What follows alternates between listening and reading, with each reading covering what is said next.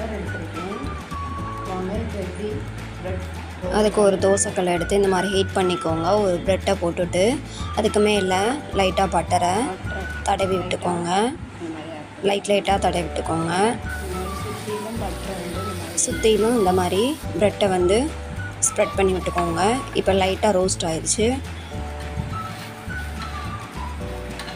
இப்போ நம்ம திருப்பி விட்டுருவோம். இந்த மாதிரி ரோஸ்ட் பண்ணி எடுத்துக்கோங்க. ஒரு பிளேட்டில் சர்வ் பண்ணி வச்சுக்கோங்க. அடுத்த ப்ரெட்டை இந்த மாதிரி போட்டுக்கோங்க.